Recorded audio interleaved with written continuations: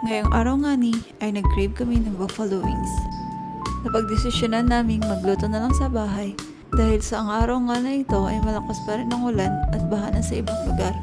Ako pala ang naka-assign na cook for today's video.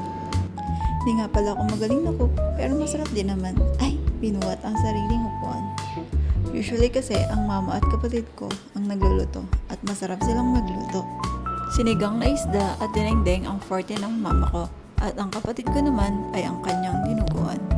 First time ko nga palang mag-voice over mga kakapsat kaya naman pagpasensyahan nyo na. Dito nga ay malapit ang maluto ang unang salang ko. Kaya naman hinanda na rin ng kapatid ko ang kanyang sauce para sa buffalo wings. Pangalawang salang ko na pala ito. Medyo nasunog nga dahil napabayaan ko. Nag-cellphone kasi ako. What? Lesson learned. Huwag dapat magsa-cellphone habang nagluluto.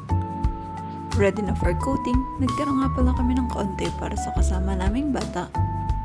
Medyo maanghang kasi ang sauce kaya hindi siya pwede. Mapapasarap na naman ang kain namin na ito guys.